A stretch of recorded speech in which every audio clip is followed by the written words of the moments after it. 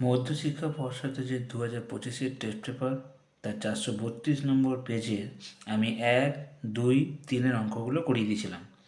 আজকে 4-এর অঙ্কগুলো দেখাবো। 4-এর 1-এর অঙ্কটা দেখো, রাহালা ও নাজমা একটি ব্যবসায় 1050 টাকা লাভ করে। রাহালার মূলধন 900 টাকা, লভ্যাংশ হয় 630 টাকা হলে নাজমার মূলধন কত টাকা? দেখো,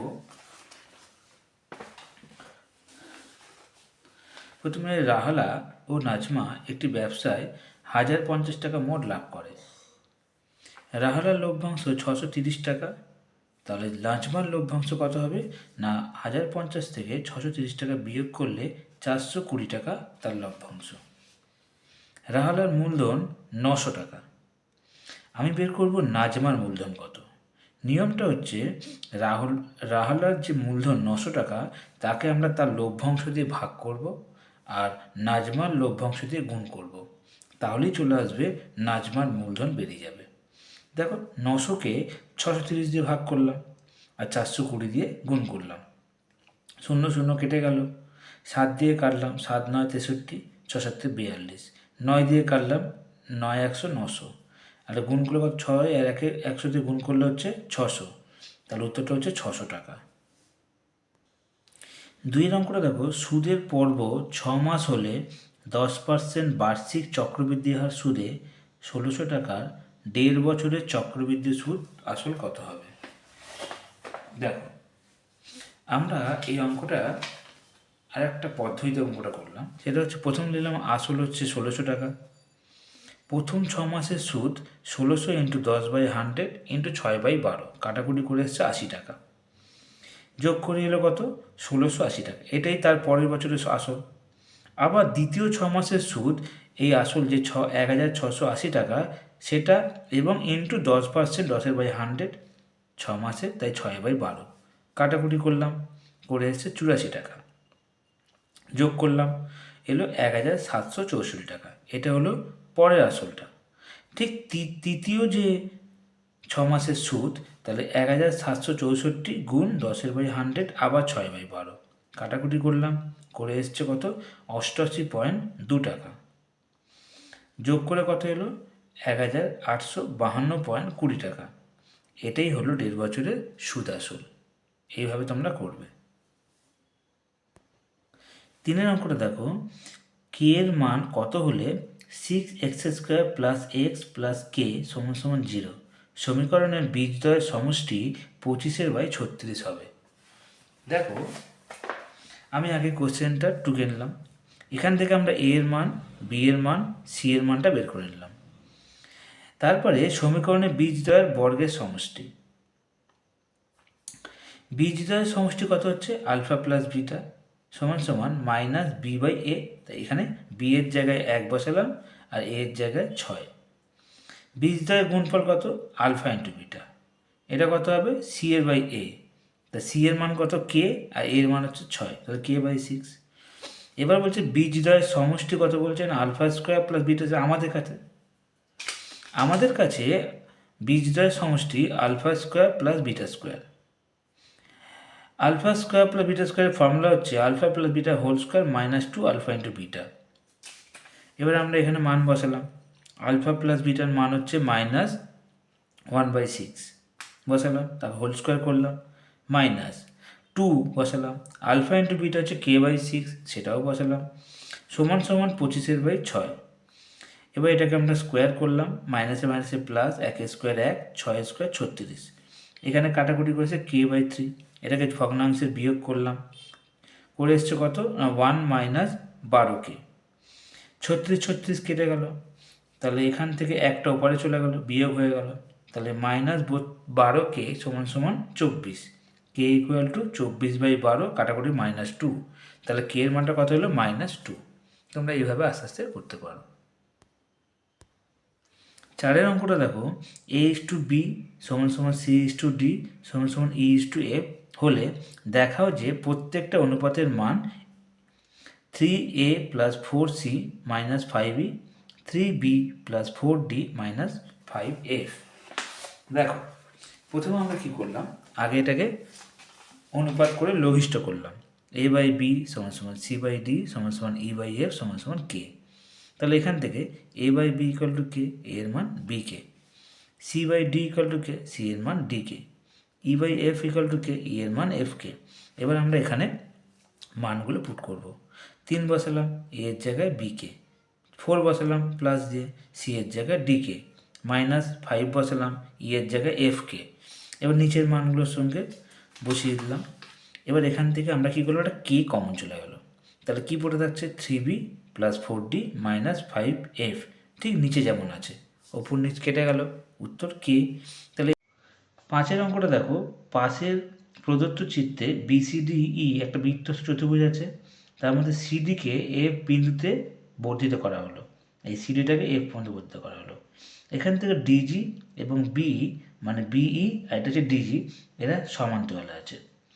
বিসিডি এটা বিসিডি এটা 95 ডিগ্রি। জিডিএফ জিডিএফ এটা 25 ডিগ্রি। আমাকে বের করতে হবে সিবিই এই মানটা বের করতে হবে। দেখ আমি একটু চেষ্টা করলাম, ওইভাবেই আমি একটু এঁকে নিয়েছি।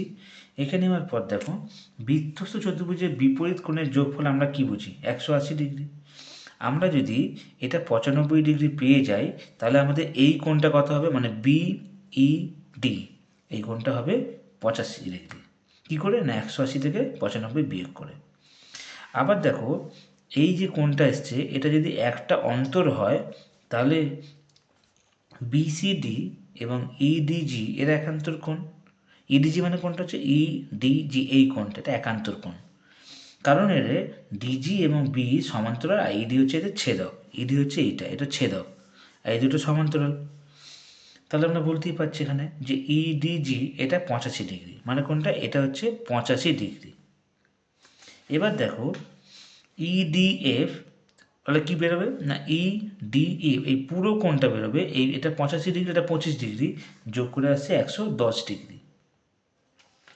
এটা যদি 110 ডিগ্রি হয়, তাহলে এই কোণটা কত হবে, এই কোণটা মানে হচ্ছে ইডিসি। দেখো ঘুরিয়ে সিডিও বলতে পারি আমরা। তাহলে টোটালটা তো একটা সরল রেখা, ইডিএফ এটা একটা সরল রেখা 180 ডিগ্রি। সেই 180 ডিগ্রি থেকে যদি আমরা 110 ডিগ্রি বিয়োগ করি, তাহলে আমরা পেয়ে যাব এই কোণটা কত হচ্ছে, মানে সিডিই এর কোণটা হচ্ছে 70 ডিগ্রি। কিন্তু আমাকে বের করতে বলেছে কি, আমাকে বের করতে হচ্ছে সিবিই, তার মানে এটাও তো বৃত্ত চতুর্ভুজের বিপরীত কোণ, দুটো কোণের যোগফল 180 ডিগ্রি। সুতরাং সিবিই এটাও হবে 180 থেকে 170 ডিগ্রি বিয়োগ করলে হবে 110 ডিগ্রি। এইভাবে তোমরা অঙ্কটা করতে পারো। 6টা দেখো, 20 সেন্টিমিটার 12 সেন্টিমিটার ব্যাসার্ধের দুটি এক কেন্দ্রীয় বৃত্তের বৃহত্তম বৃত্তটির একটি জ্যা অপর বৃত্তটি স্পর্শ করলে জ্যাটির দৈর্ঘ্য কত হবে।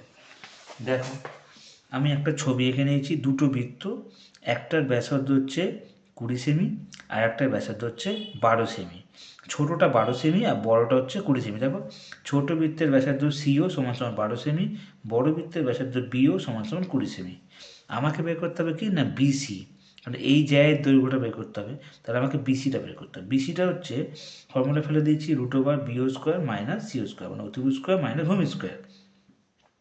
আমি এখানে বিওর জায়গায় বসালাম 20 স্কোয়ার, আর এখানে সিওর জায়গায় বসালাম 12 স্কোয়ার। তাহলে 20 স্কোয়ার মানে 400, আর 12 স্কোয়ার মানে 44, বিয়োগ করে 256, তার বর্গমূল 16। তাহলে আমাদের সিবির মানটা কত এসছে 16, কিন্তু আমাকে বের করতে হবে পুরো জায়ের দৈর্ঘ্যটা কত। পুরো জায়ের দৈর্ঘ্য 16 দুগুণে 32, তাহলে পুরো জায়টা হবে 32 সেন্টিমিটার। এইভাবে করবে। 7 নম্বরটা দেখো, একটি সরলরেখার এবিসি ত্রিভুজের এবি এবং নিচে যথাক্রমে ডিই বিন্দুতে পরস্পর ছেদ করলো। এখান থেকে এডি বাই ডিবি, এই বাই ইসি, কমা এডিই সমান সমান এসিবি। এবি যদি এক্স হয়, তাহলে এসির মানটা কত হবে। দেখো প্রথমে আমরা ত্রিভুজটা এঁকে নিয়েছি, এখান থেকে এবির মধ্যে ডি বিন্দু নিয়েছি একটা, আর এসির মধ্যে ই বিন্দু নিয়েছি। সেই দেখো এডির সঙ্গে ডিবি সমান, মানে এডির সঙ্গে ডিবি, এডির সঙ্গে ডিবি বাই দিয়েছি আমরা। আবার দেখো এইর সঙ্গে ইসি বাই দিয়েছি, তার মানে কি এটার সঙ্গে এটা সমান, এটার সঙ্গে এটা সমান। তাহলে এটা বলতে পারি যে এখানে বলে দিয়েছি আবার এডিই এবং এসিবি, এই দুটো কোণ সমান, মানে এই কোণটার সঙ্গে এই কোণটা সমান। সুতরাং এবি যদি এক্স হয়, এবি মানে কোনটা, এবি মানে পুরোটা মানে এক্স, তাহলে এবি আর আমি দেখতে পাচ্ছি এবি আর এসি হচ্ছে সমান। যদি এবি আর এসি যদি সমান হয় তাহলে এসির দৈর্ঘ্য এক্স হওয়া উচিত, তাই জন্য উত্তরটা এক্স হবে। এইভাবে করবে। 8 অঙ্কটা দেখো, কস আলফা 5/13। এখানে বলেছে আলফার মানটা 0 থেকে বড় 90 থেকে ছোট, তাহলে কট আলফা প্লাস কোসেক আলফার মান কত, না 1.5। এবার আমরা একটা মেলাবো। দেখো প্রথমে আমরা কস আলফা মানে 5/13 লিখলাম। কস আলফা মানে ভূমি বাই অতিভুজ, তার মানে আমি ধরে নিই ভূমিটা হচ্ছে 5 আর অতিভুজটা হচ্ছে 13, তাহলে লম্বটা কত হবে, তাহলে লম্বটাকে আমি আলাদা করে বের করে নিলাম। অতিভুজ স্কোয়ার মাইনাস ভূমি স্কোয়ার মানে 13 স্কোয়ার মাইনাস 5 স্কোয়ার করলে 169, এটা 5 স্কোয়ার 25, বিয়োগ করলে 144, তার বর্গমূল 12, তার মানে লম্ব কত হলো 12। এবার দেখো যেটা আমাদের বের করতে বলেছে সেটা হচ্ছে কট আলফা। কট আলফা মানে আমরা কি বুঝি, না ভূমি বাই লম্ব, আর কোসেক আলফা মানে হচ্ছে অতি বাই লম্ব। এবার ভূমির মান তো আমরা পেয়ে গেছি, ভূমির মান হচ্ছে 5, লম্বর মান কত, না 12 পেয়েছি। ঠিক একই রকম অতির মান 13, আবার লম্বর মান 12। এবার এটাকে যোগ করলাম, 12 লসগু করে 12 এলো, 12কে 12 দিয়ে ভাগ করলে 1 হয়, 5 × 5, ঠিক একই রকমের 13কে 13, 5 13 যোগ করলে 18/12, কাটাকুটি করে 3/2 ভাগ করে এসছে 1.5, আর ওখানে আমাদের 1.5ই বলেছে, তাই প্রমাণিত হয়ে গেল। এইভাবে তোমরা সমাধানটা করতে পারো। 9 অঙ্কটা দেখো, আলফা ও বিটা পরস্পর যদি পূরক কোণ হয় তাহলে 1 minus sine square alpha, 1 minus cos square alpha, 1 plus cot square beta, 1 plus tan square beta সমান সমান 1 হবে। দেখো কীভাবে করছি। প্রথমে আমরা দেখো 1 মাইনাস সাইন স্কোয়ার আলফার ফর্মুলা আছে একটা, সেটা কি না কস স্কোয়ার আলফা, এটা মানে হচ্ছে কস স্কোয়ার, এটা একটা ফর্মুলা, সেটা sine square plus cos square equals to 1। ওই ফর্মুলা ফেললে তাহলে কস স্কোয়ারের মান হয় 1 মাইনাস সাইন স্কোয়ার আলফা। একই রকমভাবে 1 মাইনাস কস স্কোয়ার মানে আমরা সাইন স্কোয়ার আলফা বলতেই পারি। আবার দেখো 1 প্লাস কট স্কোয়ার বিটা মানে হচ্ছে কোসেক স্কোয়ার বিটা, কারণ এইটার ফর্মুলা হচ্ছে cosec square minus কোয়াট square equals to 1, সেই ফর্মুলা ফেলে আমরা এই মানটা পেয়েছি। তোমরা দেখে নিতে পারো, আমি তোমার দেখিয়ে দিচ্ছি। দেখো cosec square minus cot square alpha equals to 1, তাহলে কী হবে দেখো, কোসেক স্কোয়ার আলফা সমান সমান 1 প্লাস কট স্কোয়ার আলফা। তাহলে দেখো এই যে জিনিসটা বের করছি আমি, এটা কিন্তু 1 প্লাস কট স্কোয়ার আলফাটা কিন্তু হলো কোসেক স্কোয়ার আলফা বের করলাম। এইভাবে তোমরা 4টে মানই বের করে নিতে হবে। এখানেও সেরকম 1 প্লাস ট্যান স্কোয়ার বিটা মানে হচ্ছে সেক স্কোয়ার বিটা। এবার দেখো এগুলোকে পূরক কোণ করতে হবে। কস স্কোয়ার আলফার পূরক কোণ, আমি কসের অল্প পূরক কোণ হচ্ছে তোমার সাইন, আর আলফার পূরক কোণ বিটা, ঠিক একই রকম হবে। সাইন স্কোয়ারের পূরক কোণ হচ্ছে কস, আর আলফার পূরক কোণ বিটা। এবারে পেয়ে গেলাম আমরা, এগুলোকে করার দরকার নেই, যে কোনো দুটোকে করতে হবে। এবার এটাকে আমরা ভগ্নাংশে করলাম, 1 বাই কোসেক বিটা আর 1 বাই সেক বিটা। দেখো এবারে কাটাকুটি হয়ে গেল, কোসেকের সঙ্গে কোসেক আর সেকের সঙ্গে সেক, কাটাকুটি করা হচ্ছে 1 হতো। এটাই আমাদের প্রমাণিত হয়ে গেল, এখন আমাদের একই বলেছিল এখানে, তাই জন্য এটা প্রমাণিত। এইভাবে তোমরা করতে পারো। 10এটা দেখো, একটি নিরেট অর্ধগোলকের আয়তন 144 পাই ঘনসেমি হলে গোলকটির ব্যাসের দৈর্ঘ্য কত।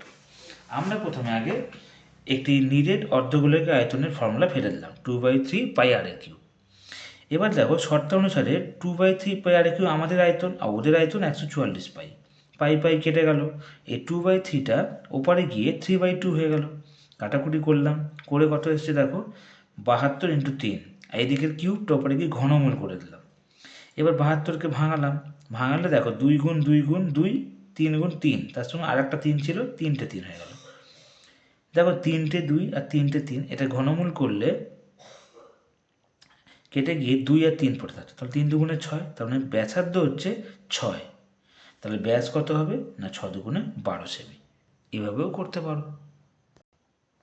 11 অঙ্কটা দেখো, একটি লম্ববৃত্তাকার চোঙের ভূমির ক্ষেত্রফল 144 বর্গ সেমি, উচ্চতা 5 সেমি, তাহলে পার্শ্বতলের ক্ষেত্রফলটা কত হবে। প্রথমে একটা লম্ববৃত্তাকার চোঙের ভূমির ক্ষেত্রফল আমি লিখে নিলাম। আমরা যেটা জানি সেটা হচ্ছে পাই আর স্কোয়ার, যে ভূমির ক্ষেত্রফল, ওরা বলছে 154। তাহলে আমরা কি করব, এটার সঙ্গে শর্ত অনুসারে করলাম, এই 22/7টা ওপারে গিয়ে উল্টে গেল, কি হলো 7/22, 22 দিয়ে কাটলাম, কত হলো 7, তাহলে এখানে 7 7 49, এইদিকে স্কোয়ারটা কি ওপরে গিয়ে বর্গমূল করে দিলাম। 49-এর বর্গমূল সেই 7 এসে গেল, তার মানে ব্যাসার্ধ 7 আর উচ্চতা হচ্ছে 5 বলেই দিয়েছে। তাহলে চোঙের পার্শ্বতলের ক্ষেত্রফল ফর্মুলা 2πr/h। মান বসালাম, মান বসিয়ে 7 7 কেটে গেল, দিয়ে গুণ করলাম 220 বর্গ সেমি। এইভাবে করবে তোমরা। 12 নম্বরটা দেখো, 8 জন ছাত্রের প্রাপ্ত নম্বর 11, 17, 23, 12, 9, 28, 19, 21। প্রশ্নপত্রে ত্রুটি থাকার কারণে প্রত্যেক ছাত্রের প্রাপ্ত নম্বরের সঙ্গে যদি 5 যোগ করা হয় তাদের গড় নম্বর কত হবে? আমাদের প্রথম কাজ হচ্ছে 8 জন ছাত্রের প্রাপ্ত নম্বর বলে দিয়েছে, মোট প্রাপ্ত নম্বরটা কত বের করতে হবে। দেখো আমি সবকটার প্রাপ্ত নম্বর যোগ করে এসছে 144 নম্বর। প্রতিটা প্রশ্নের ত্রুটি থাকার জন্য 5 নম্বরকে এক্সট্রা দেওয়া হয়েছে। যদি 5 নম্বরকে এক্সট্রা দেয় তাহলে কজন ছিল? 8 জন। তাহলে কত নাম্বার দেবে না 5 আসতে 40 নাম্বার এক্সট্রা দেবে। আর ওখানে যোগ করে 140, আর এখানে শুধু 40, যোগ করে 180 হয়ে গেল। এবার আমরা কি করব? তাদের গড়, গড় মানে আবাসিক 8 জন যেহেতু 8 দিয়ে ভাগ করতে হবে।